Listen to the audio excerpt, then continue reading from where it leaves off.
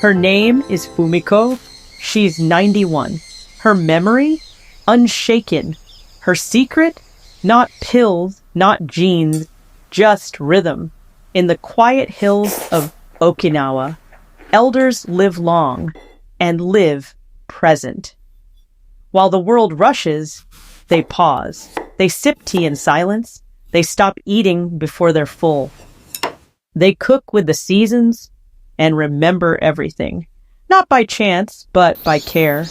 This isn't a diet. It's a way of being, a way of remembering, a rhythm that protects the mind, one quiet meal at a time.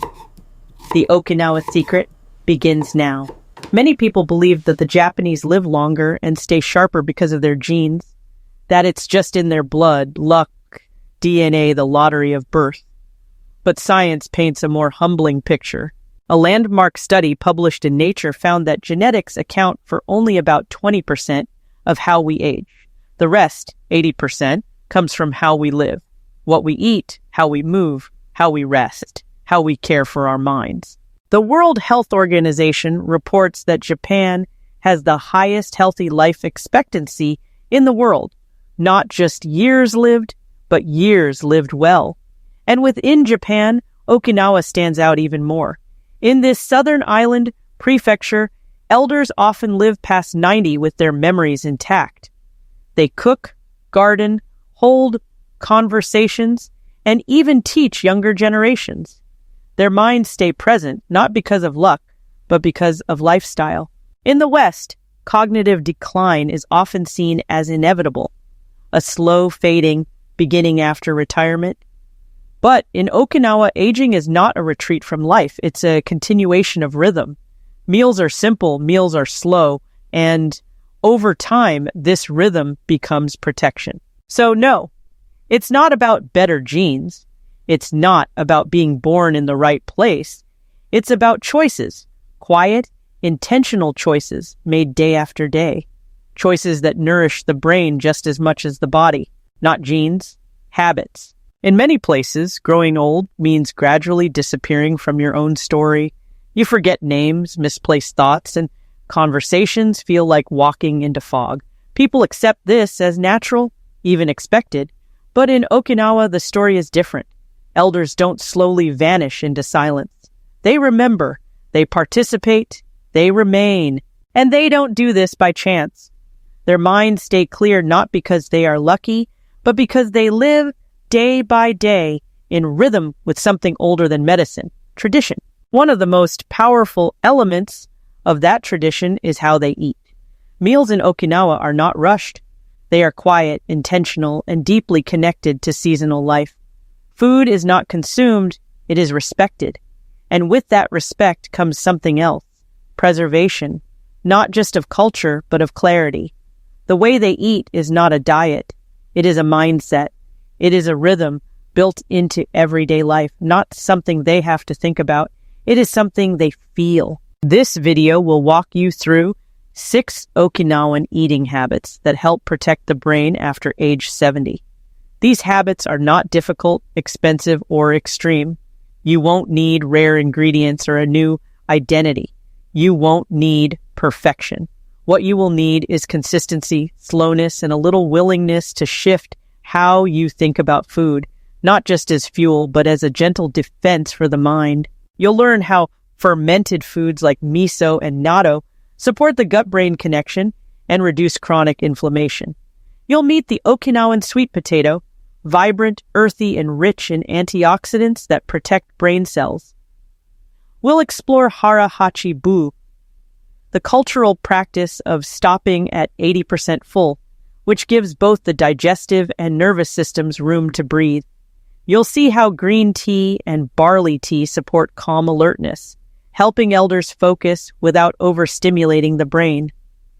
We'll talk about the power of silence during meals and how it helps the mind process and retain. And you'll see how preparing meals with seasonal ingredients over time helps the brain feel rooted and safe. These aren't medical prescriptions, they're daily rituals, practiced slowly with care, and over time they do something remarkable. not only helping people live longer, but allowing them to stay mentally present inside the lives they've built. You can begin today, one bowl at a time, one pause, one breath, one memory held a little longer. Let's begin. The first habit is as old as Okinawan kitchens themselves, the daily use of fermented foods, particularly miso and natto. These are not flavorings or side dishes, they are foundations. In Okinawa, a day often begins with a small bowl of miso soup, quietly prepared, gently stirred, and sipped slowly while still warm. It isn't just breakfast, it's brain care. Miso is a fermented soybean paste rich in probiotics, especially strains like Lactobacillus and Tetragenococcus. These healthy bacteria support the gut microbiome, which science increasingly links to cognitive health. A stable, balanced gut reduces systemic inflammation, including in the brain. Chronic, low-grade inflammation is one of the silent drivers behind cognitive decline, memory fog, and even diseases like Alzheimer's. Natto, though more common in mainland Japan, has its place in Okinawan households too. Sticky, pungent, and strong, natto contains vitamins K2 and natto kinase, compounds that support healthy blood flow. Better circulation means better delivery of oxygen and nutrients to the brain, helping maintain alertness and clarity as we age. Many elders in Okinawa, even in their 80s and 90s, speak of natto with affection. It's not always about taste, it's about how it makes them feel: light, awake, clean. But beyond biology, there is something deeper in these foods. They connect the eater to time, to process, to patience. Fermentation takes days, sometimes weeks. It's a kind of culinary trust in nature, a waiting that yields complexity and strength. And perhaps the act of honoring that process, of consuming something that took time to become itself, mirrors what we wish for in the brain, something stable, cultivated, and resilient. If you're new to these foods, don't worry. You don't need to love them right away. Begin with a small bowl of miso soup in the morning. Choose one that's organic and unpasteurized if you can. Let it be warm, not boiling, so the probiotics remain alive. Sip it slowly, in silence if possible. Let it become a pause in your day, a moment of nourishment not just for the body, but for the mind. It's a small habit, but in Okinawa, small things, repeated quietly, shape the way people age with clarity. The second habit is rooted in color, deep, rich, unmistakable purple. In Okinawa, the traditional sweet potato known as beni-imo holds a place of honor on the plate. It's not a garnish, it's not a side, it's often the centerpiece. And while it may look simple, it carries within it one of the most powerful brain-protective compounds in nature. Okinawan purple sweet potatoes are rich in anthocyanins, the same class of antioxidants found in blueberries, black rice, and red cabbage, but in even higher concentrations. These pigments are not just for show. They help fight oxidative stress, a key driver of age-related cognitive decline. Free radicals, unstable molecules produced by stress, pollution, and poor diet can damage brain cells over time. But anthocyanins act like quiet protectors, neutralizing those radicals before they do harm. Over time, this kind of gentle protection matters. Unlike dramatic interventions, the benefits of antioxidants work subtly, preserving the function of neurons and slowing down the processes that lead to forgetfulness, confusion, and cognitive fatigue. For elders in Okinawa, eating purple sweet potato isn't about reversing aging. It's about softening its edges. In a culture where meals are medicine, the color of your food matters. Elders in Okinawa don't eat purple sweet potatoes because of antioxidant charts. They eat them because that's what their grandparents grew, because they feel good afterward, because it fills them up without making them heavy, because it lasts. There's also something practical, even humble, about the way they prepare it. No sugar, no marshmallows, no deep frying. Just steaming or baking, maybe a sprinkle of sea salt, maybe not. Simplicity lets the potato speak for itself and for the body to recognize what it's receiving. If you want to integrate this into your day, you don't need the exact same variety. Any purple-fleshed sweet potato will offer many of the same benefits. Try roasting them in batches, storing them in the fridge, and warming them gently for breakfast or a light evening meal. They're grounding, nourishing, and deeply satisfying. In Okinawa, food like this isn't just eaten, it's trusted. Over decades, that trust builds something rare, a brain that continues to feel awake inside a body that's aging. The third habit is not about what the Okinawans eat, but how much. It's a principle called Hara, hachi, which means eat until you're 80% full. It may sound simple, but this one practice shifts everything, from digestion to blood sugar regulation to long-term cognitive health. In Okinawan homes, children are taught this phrase from a young age. It's not a command, it's a reminder to pause, to listen, to recognize the line between enough and too much. And that recognition doesn't just help prevent weight gain or sluggishness, it protects the brain. Overeating taxes the entire system. It sends blood rushing to the stomach, causes spikes in insulin and inflammation, and puts unnecessary pressure on the cardiovascular and nervous systems. When the body is constantly processing excess, it has less energy to dedicate to cellular repair and mental clarity. That fog you feel after a heavy meal isn't just in your belly, it's in your brain. By stopping at 80%, Okinawans avoid that crash. Their meals end before discomfort begins. Their minds stay light. Their energy, even in old age, remains steady and calm. They don't count calories, they count cues. A slower pace of eating, smaller bowls, fewer distractions at the table, all support this practice. Science supports it too. Studies have linked moderate caloric intake with lower risk of cognitive decline, slower aging of the brain, and increased production of brain-derived neurotrophic factor, BDNF, a molecule critical for memory and learning. In fact, some longevity researchers now believe that slight intentional caloric restriction may be one of the most powerful tools for protecting long-term brain function. You don't need a scale or a food journal to begin. Just serve yourself a little less. Eat more slowly. Put your fork down between bites, breathe. Notice when you're no longer hungry, not when you're completely full. That small pause, repeated over time, may offer more protection to your brain than any supplement ever could.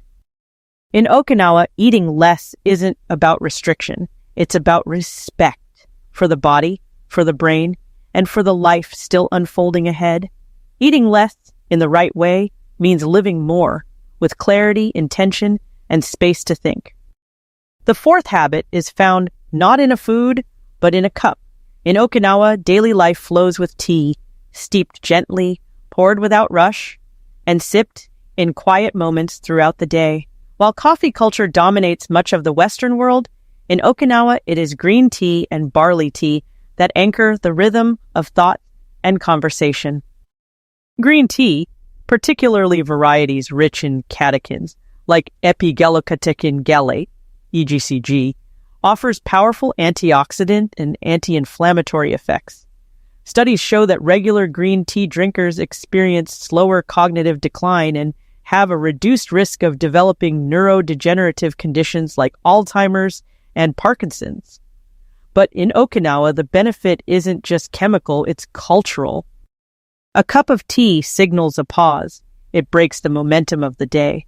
Elders drink it in the early morning light, in the shade of afternoon, or after an evening meal, not to stay alert, but to stay balanced. Tea here is not stimulation. It is grounding. It's not about productivity, it's about presence. Barley tea, or mugicha, is also popular. Caffeine-free and slightly nutty in flavor, It hydrates gently and is often served cold in the warmer months. Rich in antioxidants and trace minerals, it supports circulation and offers a calm, cooling contrast to the summer heat. It's not uncommon to see an elderly couple share a pot of tea between quiet stories, letting time stretch slowly between sips. Children drink it too. It is part of family life, not separate from it. Drinking tea in this way becomes a form of meditation.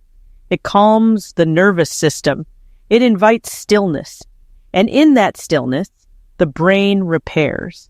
It integrates. It remembers. Some scientists believe that moments of quiet reflection, like those created through mindful tea drinking, can help reduce cortisol levels and support long-term memory consolidation. You don't need the exact same leaves or teapots.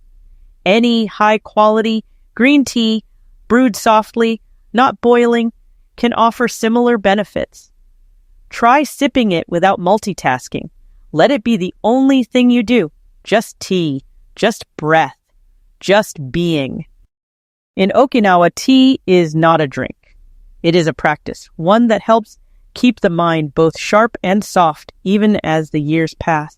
The fifth habit is silence at the table.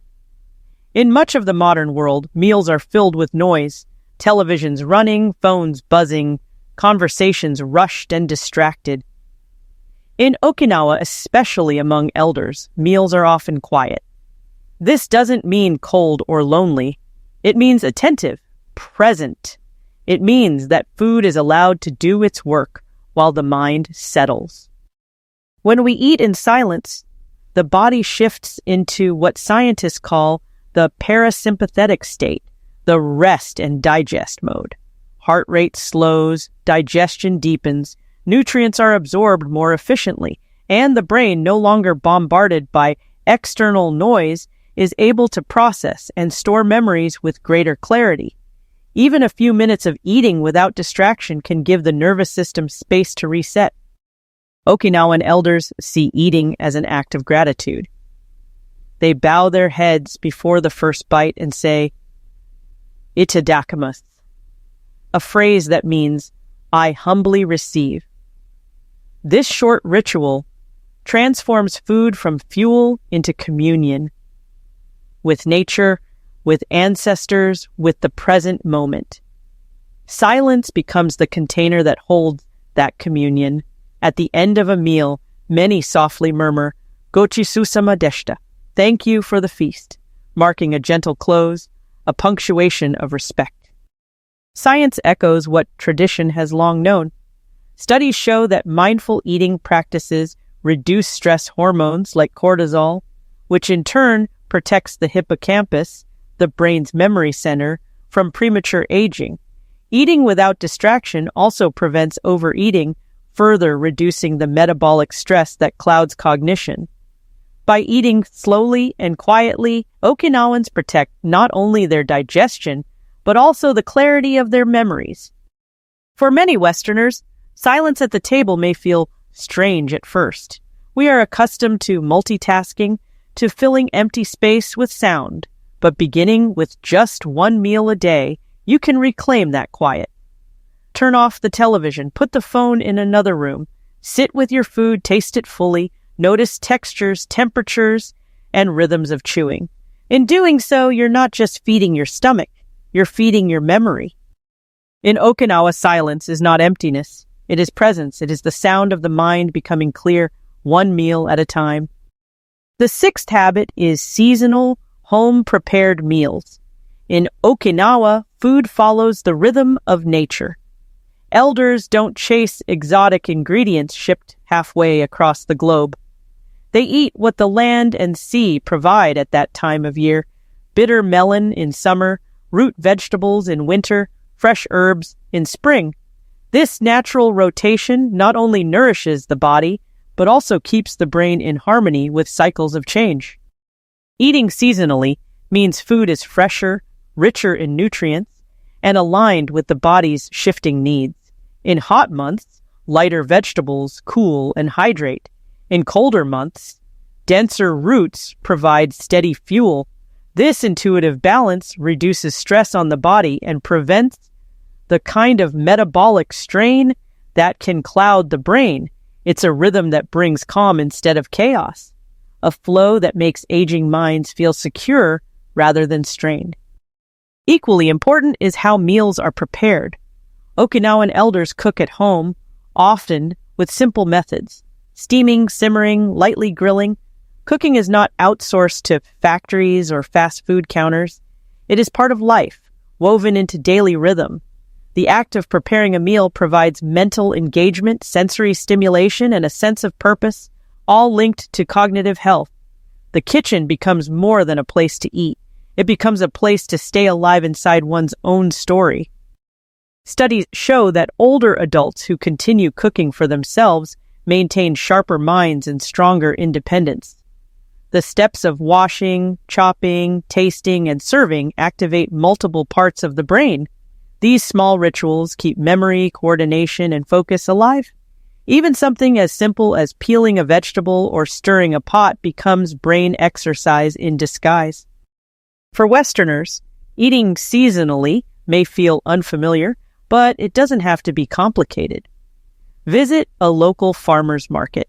Notice what's abundant and affordable. Let your meals reflect the season instead of resisting it. Even small shifts, like choosing strawberries in summer or squash in autumn, help reconnect body and brain to natural cycles. Cooking them at home deepens the benefit, turning a daily task into an act of care. In Okinawa, food is not just calories, it is connection to land, to tradition, to life unfolding in seasons. And when meals are both seasonal and home-prepared, they nourish not only the body but also the mind, reminding elders who they are and where they belong. Her name is Fumiko. She lives in a modest wooden home in northern Okinawa, surrounded by a garden that she still tends with her own hands at 91 years old. The first time you meet her, she offers you warm barley tea and a smile that reaches all the way to her eyes. Her steps are slow but steady. Her memory, unshaken. Fumiko wakes before sunrise. She checks the weather from her back door, says good morning to the sky, and starts preparing miso soup. She doesn't need a recipe. It lives in her hands.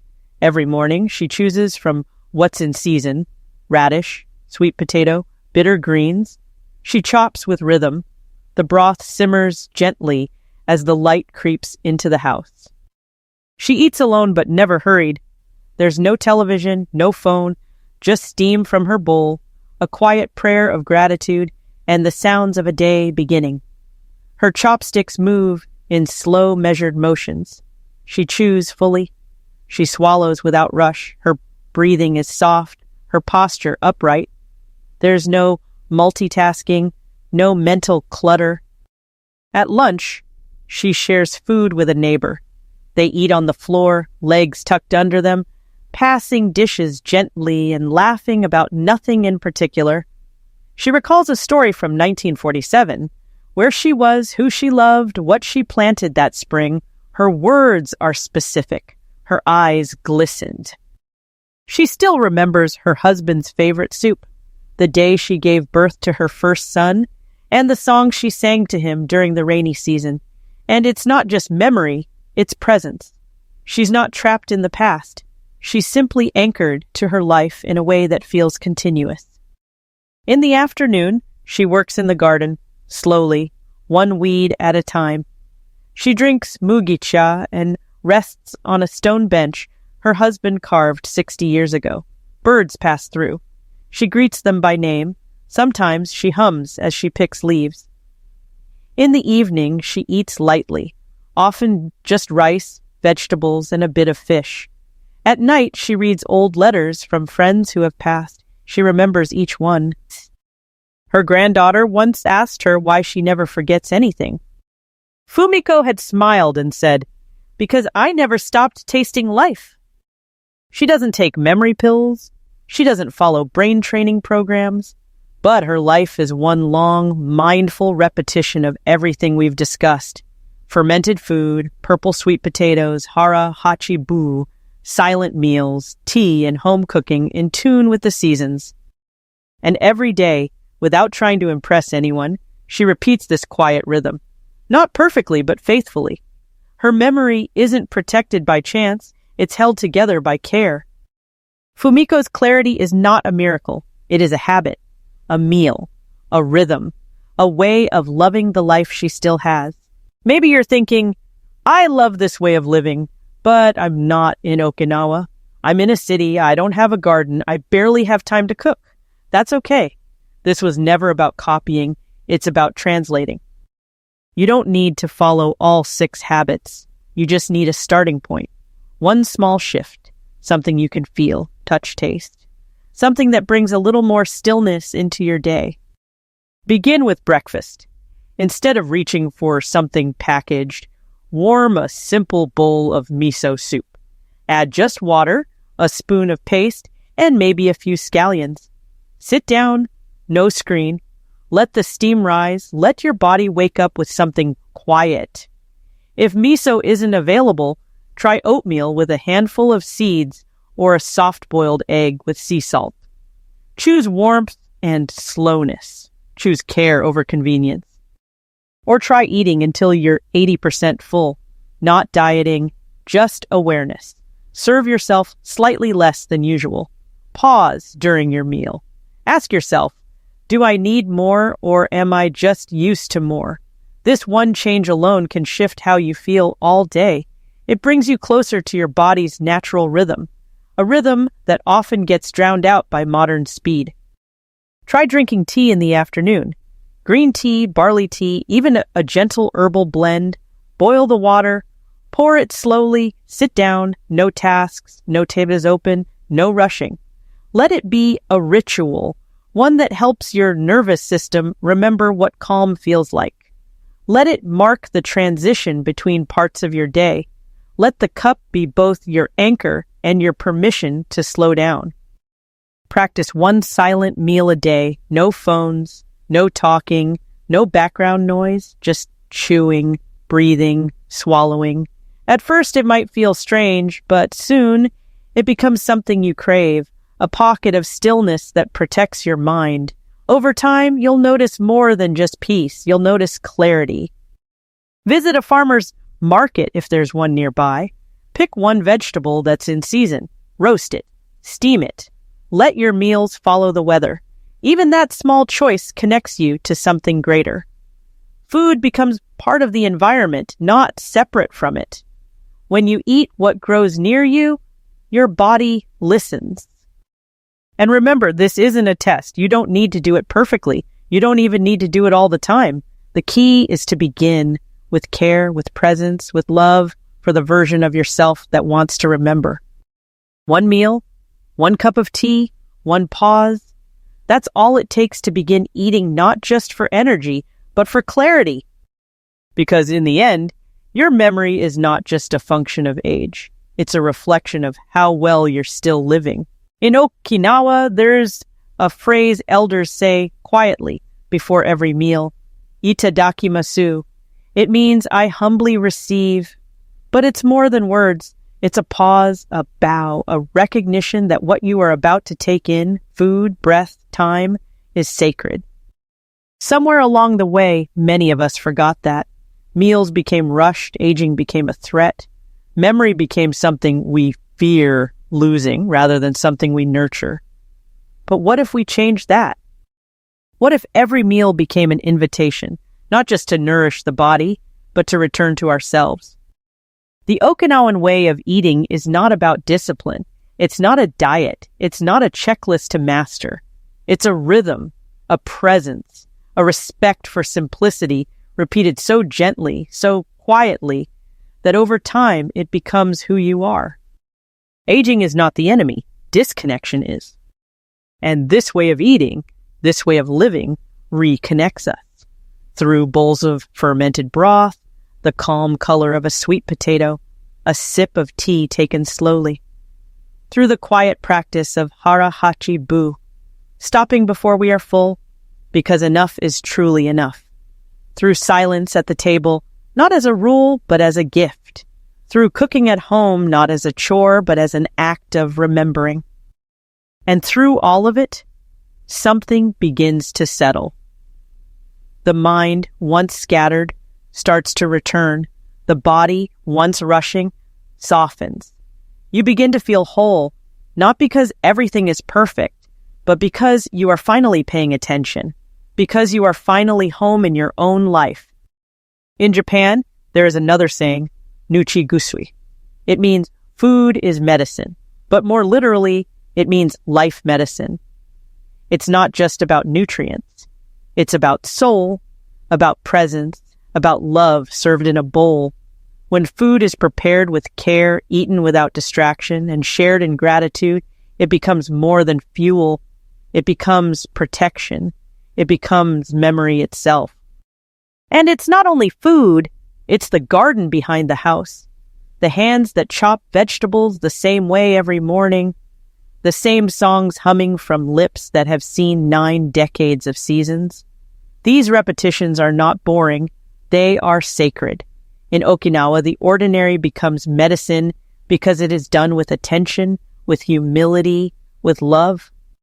So ask yourself, what are you feeding your mind? Your memory? Your moments?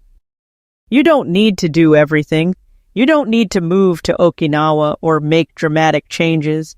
You just need to begin. One meal, one pause, one act of reverence for the life you're still living. The most powerful protection for your mind might not come in a bottle or a headline. It might come from the quiet way you eat your lunch, from the tea you drink without checking your phone, from the moment you realize that slowing down is not weakness, it's wisdom. Because memory is not just about information, it's about connection to your body, to your surroundings, to yourself. And when you reconnect with those things, your mind begins to stay.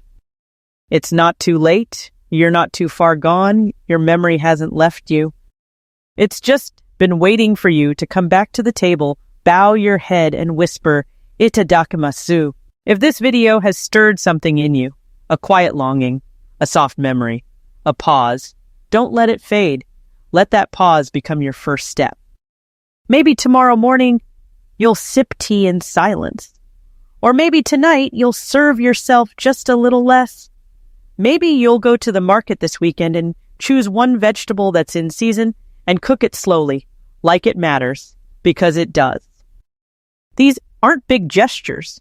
They're small acts of remembering, of returning, and they're available to you right now. If you found meaning in today's video, I invite you to join this journey by subscribing to the Okinawa Secret. This channel is a place to slow down, to reconnect, and to remember that aging can be beautiful, clear, and strong when we live with presence. You'll find more than just advice here. You'll find stories, rituals, quiet science, reflections, and reminders that you don't have to live fast to live well. We release new videos regularly, each one crafted to be a moment of peace in your day. And if someone you love is aging, or afraid of aging, or simply overwhelmed by the speed of life, share this with them. Let this message ripple gently outward. You never know who needs it. Thank you for watching. Thank you for slowing down. May your next meal be quiet. May your next breath be full. And may your next memory be one worth keeping. You deserve that. You always have. And you're not alone. We're remembering together, one small pause at a time.